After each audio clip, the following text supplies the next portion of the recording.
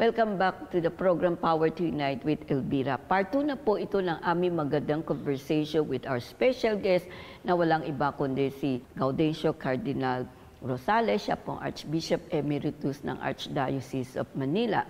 At alam po ninyo, ilan series na po ng parables ang pinag-uusapan natin for the past few weeks. At marami po tayo natutuhan dito kasi po ito ay malaking aral para sa atin. At alam po natin, bawat talinghaga ay walang ending. Tayo din po ang magtatapos, hindi ba? So, naging palaisipan, ito naging magandang aral sa mga nanonood at nakikinig sa magandang usapan namin ni Lolo Densi dahil po nakikita natin, ay totoo pala, it's still happening, it's really existing right now. So, what can we do? Siya po ang tunghayan ninyo sa pagbabalik po ng Power to Unite with Elvira.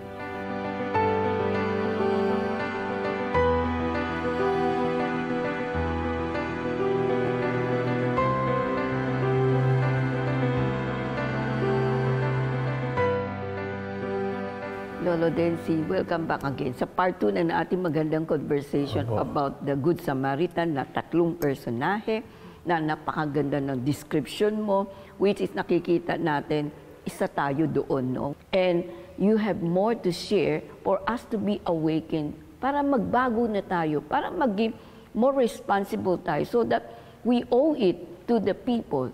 Nabigyan natin sila magandang kinabukasan. We talk about good things, but we never do it. We never fulfilled it. Why? What's went wrong, di ba?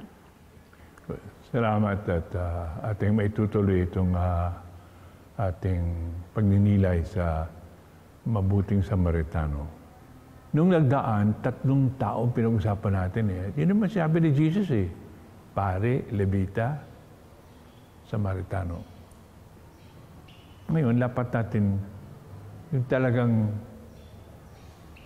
ako ba'y kasali sa istorya na yan. Bibigyan ko ng bagong pamagat ito sa halip na mabuting Samaritano. Sasabihin ko, isang tao, 3 ang mukha. Siguro, sabihin ko, isang tao, 3 puso. Bakit? Sa unang paglilay natin, sabi, 3 yan eh. Jesus named 3 persons. Aangkinin ko na sa kayong mga nakikinig kapag tuloy ating pag-aral. Sabihin ko, ako may 3 mukha. Ako may 3 puso. At abangan nyo ating pagninilay. Kayo, 3 rin na mukha. Kayo, 3 rin ang puso. Bakit ganon? Because tayo, kuminsan, yung ugali ng pare, yung ugali ng Levita, at salamat sa Diyos, nag-uugali rin tayong mabuting, maawaing Samaritano. So, a new approach ngayon, sapagkat ang talinhaga ay nagtuturo. Ang talinhaga umaakit. Ang talinhaga tayo isinasama ni Jesus. Kanya, aminin ko na, I have 3 faces. I have 3 hearts. Ako'y ugaling pare. O nga, ako rin na pare. Pero sa aking buhay, ugaling pare. Nakakita ng pangangailangan, nakakita ng mga biktima, dumidistansya. Ay, nako, hindi sa akin. Tapos na ako. Ang dami ko na napuntahan. Ang dami ko na nabinyagan. Ang dami ko na naisero. That's not me. Dumidistansya ako. Takot. Ayaw kong madistorbo. I'll tell you one. Ito isang kwento. Ako po ito yung nangyari sa Mindanao. Mga 1980s ito, 80s. Ako po ay na-distill sa Mindanao. Sa Mindanao, 11 taon ho ko ron, halos. Isang hapon, ako po ay magmimisa sa katedral pa. Alas 5 yata ng hapon yun. Ay ako yung nagbibihis na. Yan. Ako pari talaga po. Yan. May lumapit sa akin sa sacristy, humingi ng tulong. Yan, ha? Biktima, humingi ng tulong sa akin. Noon yung tag-init. Pagkat drought ho noon eh, 1982, 1982, 1983. 9 na buwang hindi bumamakas ang ulan sa Mindanao. talago namang kakagutom. Lumalapit akin. Alam niyo, lumapit sa akin. Ako yung nakabis na. Dali ako namamadali. Distansya kagad ako. Ako yung pari diyan sa ni Jesus. Sa kanya talaga. Ako yun. Ilang beses nangyari sa inyo yung gano'n. Antimano. Ako, ang dami ko nagaya, ang dami ko natulungan, ang dami. Nag-miss ako, iniwan ko yung man. Pagbalik ko sa Kristo, wala na yung tao. Yung bang, okay nga. Kanya sabi, ako ay isang tao, tatlong mukha. Ako ay isang tao na tatlong puso. Dito, ang puso ko yung malamig, ang puso ko yung malayo, ang puso ko hindi nakakaroon, ang puso ko yung matigas. Alam niyo, after my Mass, para bang ako'y binabagabag ng konsensya ko. Para bang kung sa Tagalog dinis sa Batangas ay sinusuatan ako ng aking konsensya. Hinahanap ko ang tao ngayon. No more. I lost my chance. Hindi ko na makita humihingi ng tulong. Pare, at that time, ganyan ang istorya ni Jesus eh. O sige, tuloy ang pagmalakbay. Saan ang punta mo? Iniwan mo ito. Wala na yung biktima. See? Ganyan. Kung minsan naman, ako'y libita. Lumilis tayo, takot. Sa kabad, mamimihasa, babalik na naman, dami ko natulungan. Levita. Ay, yung nauna sa akin, hindi ginawa ako pa. I have the heart and the face of a Levite. Ganon. Ang pangatlo naman ay ganito. Meron din naman, tinatanggap ko ito sa Panginoong Diyos. Nakakagawa din ako ng mabuti. Yan. At kayo naman siguro, happy kayo, nakagawa ng mabuti. Bibigyan kayo ng Diyos ng pagkakataon ng hagawa ng mabuti. Balikan ko yung unang istorya ko kanina. I have the heart of a priest. Alam niyo, nung ako'y binabagabag na konsensya ko, talaga, because I failed. Kayo naman kayo din mga magulang. May mga failures kayo, mga namumuno. May mga failures kayo. Tanggapin natin. Bakit ba? Naunawaan ng Diyos. Naunawaan ng Diyos. Kaya nga, alam ni Jesus, kaya sa panghatlong personahe, pinasingkat niya, may pagkakataon pa. Balikan natin ito talagang panalangin ko. Nung after my Mass, balikan yung kwento ko kanina, na wala na. And I failed. As a priest, I failed. Alam mo ang aking dalangin sa Diyos? Jesus, forgive me. And I asked him, give me another chance. Give me another poor man or a poor woman. Please. Alam mo, tinutuon ni Jesus, may dumating nga. Ganun talaga yan eh. Timano, inidiban ako ni Jesus hanggang doon sa third person. At marami pang kwentong gano'n. Samaritano ka na.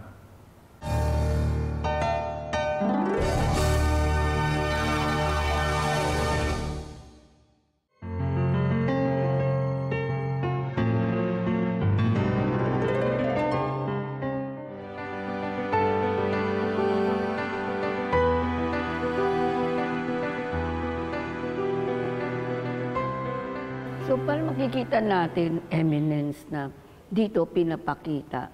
Tama, hindi tayo perfect, na we can really do something wrong. Pero as long as we understand, we wanted to change, opportunity will be given to us. Di ba? Kaya ang ganda ng talinhaga, LB, gano'n. Kaya mo, hindi sa nagagalit si Jesus sa pare o sa Levita. Alam niya, may pagkakataon ka, take the story as a whole. May tutulong din dyan. Kanya sabi ko, okay, gone are the two persons. At yun din, yung third person, yung nagdalang awa, yung nahabag, yung tumulong, ay yung kumalinga, yung nagmahal. Ikaw yun eh. Ako rin, kayo rin. Yan ang ganda ng kwento ni Jesus eh. Kanya, oo nga, mayroon tatlong ganong tao. Kapatid, mayroon tayong pag-asa, mayroon tayong katuwaan, mayroong tagumpay ang kabutihan. Remember this, hindi magtatagumpay ang masamang asal. Hindi magtatagumpay ang kabastusan. Hindi magtatagumpay ang kasungitan. May paraan ng Diyos. At ito ang tinuturo ng talinhaga ng mahabaging Samaritano. At tatlong mukha ko, yan din kayo. Aminin natin, tayo ay ugaling namumuno, pare, ugaling sumusunod, lubita, at salamat sa Diyos. Kanya ang walang hanggan, atin ang makitid na kapanahunan, may pag-asa tayo. Kaya ganda ng talinhagang nagtuturo at nagpapalakas ng loob sa mga gustong makinig kay Jesus. Totoo lamang, walang katapusan ang bawat talinhaga. Sa totoo lamang, doon basahin natin yung Ebanghelyo ni San Lucas, chapter 10. At alam nyo, doon natapos ang talinhaga. Doon natapos ang talinhaga. Yung last comment of Jesus, nung siya naman ang magtanong doon sa marunong, pagkat yung tanong nung iskiba, sino ang aking kapitbahay? Who's my neighbor? Alam mo, inulit na ni Jesus eh. Kaya, tapos na ang kwento. Maliwanag na. Sabi, tatlong mukha ko. Oo, tatlong mukha mo. Tatlong puso mo. Maganda doon, Jesus. Tapos ng talinaga, si Jesus na magtanong. Sino naman sinakala mo? Hindi na makasagot yung marunong. Wala na. Sabi ko, ay di yun pong nagbigay ng tulong, yun pong nabag.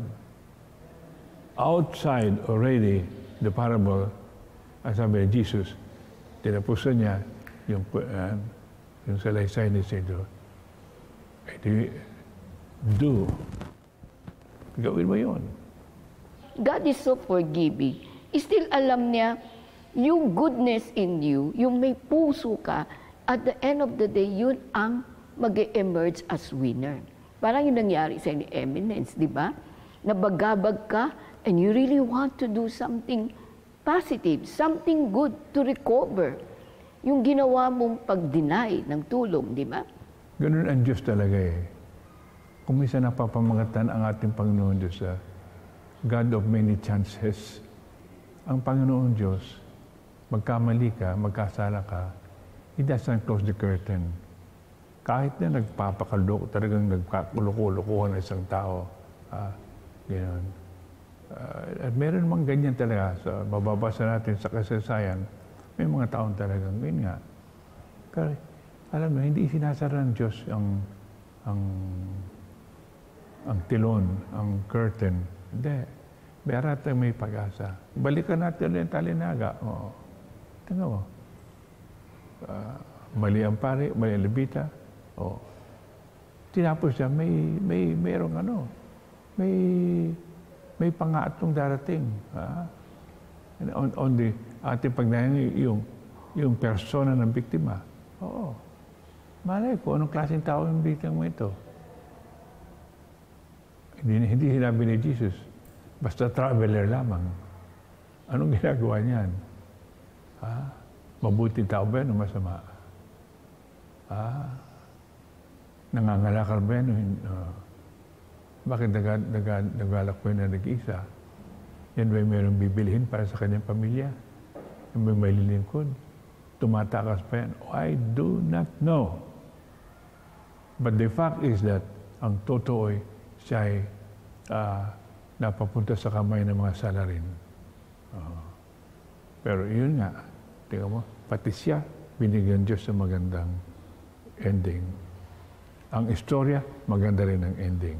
Kanya, ang Diyos natin, makapapag-unawa. Pero yun nga, tama sinabi mo, anumang ibigay ng Diyos sa iyo, iyong tangkilikin, iyong palaguin, iyong alagaan, iyong palaganapin, isali mo niya ang maraming tao sa biyayang tinatanggap mo at tinatamasa mo.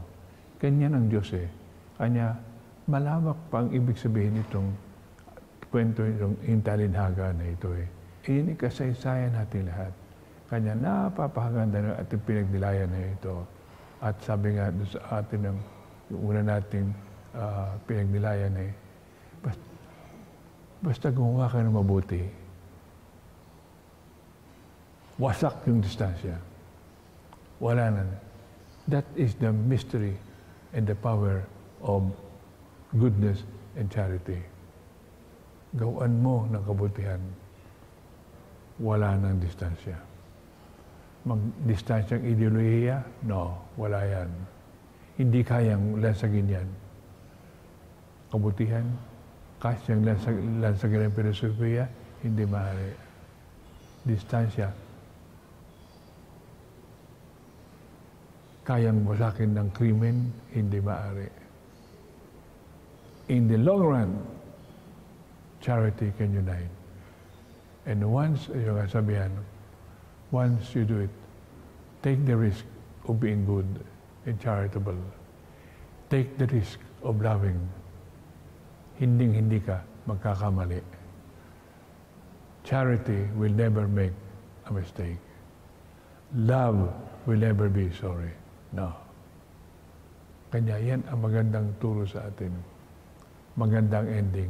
Kapatid, yan po, kita natin. Inaangkin ko na ako ay isang tao, sa pagninilay ko, nasa akin yung tatlong mukha. Nasa akin yung tatlong puso. Ganyan din kayo. Angkinin nyo, wag magtatago sa Diyos. Sabihin na, yes, sorry Lord. May pagkakamali ako. Ugaling pari sa Talinaga, ugaling Levita. Pero salamat po, every now and then, sa tulong ninyo, nakakagawa niya kami ng mabuti. Sana malimit po ito, Diyos. Sama palagian to na ang puso namin, pusong nakakaunawa, nagmamahal, umiibig. Sabi nga, nung itanong, ano ang gagawin para lumigaya sa buhay, magkabuhay na walang hanggan? Tama ang sagot ng batas. Mahalin ang Diyos, mahalin ang kapwa. You will never be mistaken. There is always hope to change. Definitely. There is always hope, to do good. Exactly. Because andun yung kanyang trust, andun yung kanyang paniniwala, yung kabutihan mong loob, ang siyang mangingibabaw. Exactly. Pero tutuloy po namin aming magandang conversation sa pagbabalik po ng Power to Unite with Elvira.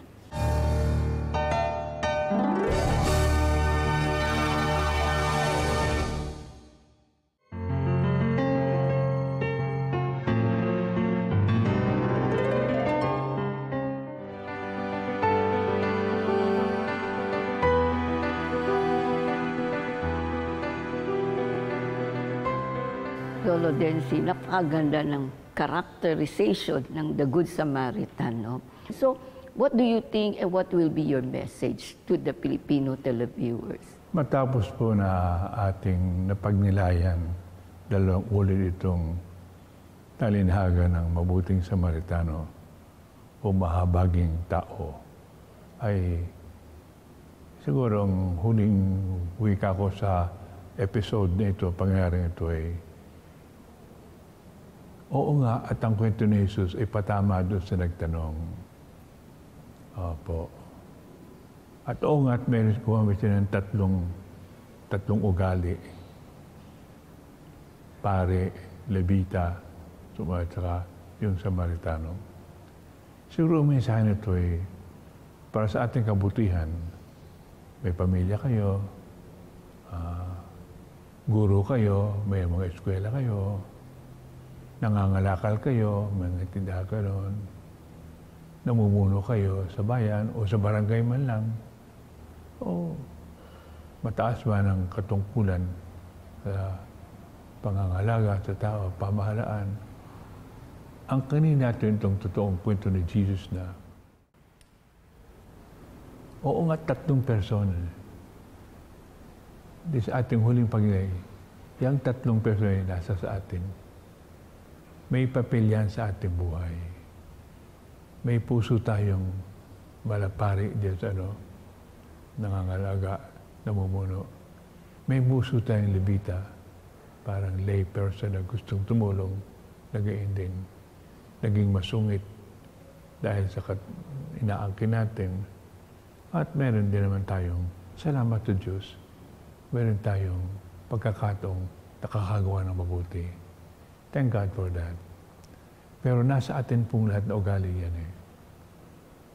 At ang maganda sa Diyos na kinikilala natin at nagmamahal sa atin ay meron tayong pagkakataon, mapakaraming pagkakataon sa loob ng panahon at loob ng isang araw na mag-ugaling yung pangatlo. Bago nga't manaka-naka ay nakakasingit yung una at ikalawa. Pero ang Jesus, hindi winamakasan ni Jesus ang istorya doon sa ugali ng dalawa na unang pare at kalibita. Tinapos ang tanawa doon sa pangatlo. May nadalang awa, may naawa, may tumulong, may umangkin, may nagmahal. Yan po ang mensahe ni Jesus na galing sa Ama. Pinakamalaking batas na ikabubuhay ng tao, ikasasaga ng tao ay ang pagmamahal, ang pag-ibig. Pag ikay nagmahal, hindi ka magkakamali. Mga magulang, galit na galit. Sino ka nagagalitan mo? Anak mo? Pinagtampuan mo at lahat? Mahalin mo pa rin. Huwag mo wawakasin sa galit. Hindi ka magkakamali. Namumuno.